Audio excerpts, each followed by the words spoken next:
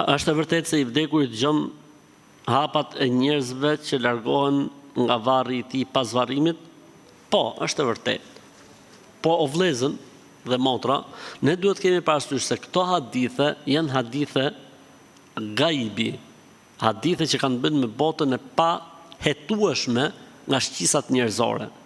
Kështu që ne këto hadithet e varrit, pyetjeve të varrit, ulja e njeriu në varr, varri koshtrave të xhenetit, varri gropë për gropave të xhenemit, pyetjet që bëhen varr, dëgjon hapat e të vdekurit, të gjitha këto konsiderohen gaib. Gaib çfarë do thotë?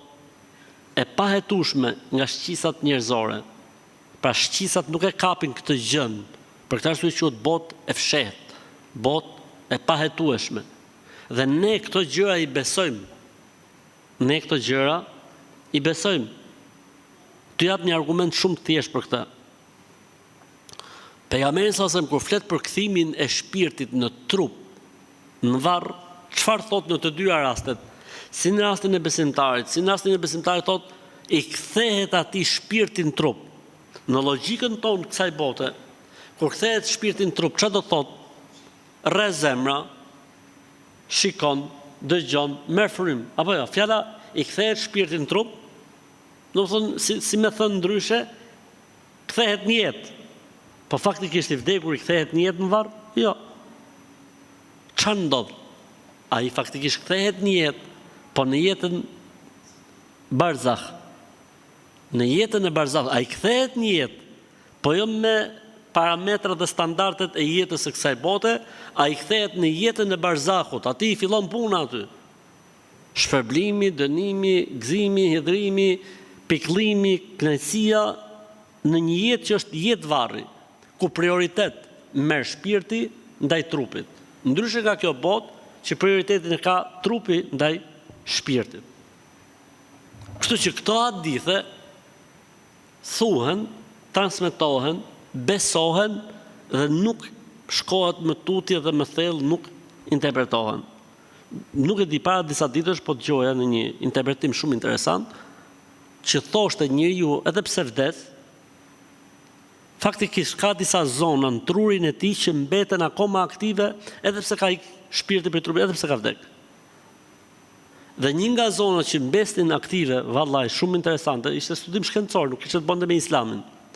Thotë një nga zonat që mbeste aktive në trurin e njeriu ishte zona e dëgjimit.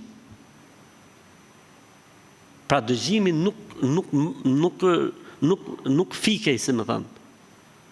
Madje thoshin ata në studim, thoshte njeriu në jetën e vdekjes, domethënë, thotë njoftohet nga djallët se ka vdek. Ata flas shkencërisht tani, kupton? Aty merr, si më thon, fikjen e fundit, automati i fundit, aty i fiket i perceptimit në raport me këtë botë. Subhanallah, çka ka interesante kjo vëllezër në Islam. Vallai më rënqetet mishi kur e mendoj. Pejgamberi alayhis salatu wasalam çfarë tha? Kur të jeni tek dikush që sapo ka ndruar jetë, folni mirë dhe lutuni për personin. Se me lajket në ato momente thonë amin, amin, amin. Subhanallah.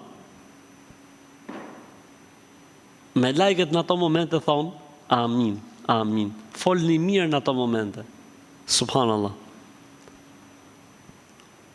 Po ashtu, nëse mund të jetë diçka e shpejtë, siç ndodh në botën arabe, që i vdekur i lahet, që finoset, shkohet në xhami, për 3 orë marron gjithçka dhe varroset, nuk e kanë si tek ne për shembull që presin se është njëri në Australi që s'ka ardhur akoma, i ka ikë avioni, njëri është duke ardhur nga Kanadaja, tjetri është duke ardhur nga Finlanda, e derisa të mridhet gjysma fisit, e derisa të vinë njerëzit, shkon 24 orë apo 36 orë.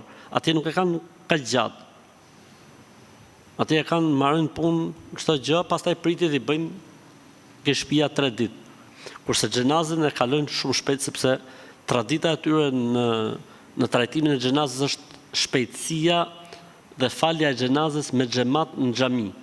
Pra aty nuk intereson numri aty që falin xhenazën dhe jo numrin aty që vinë me pi kafet apo me lon lekët.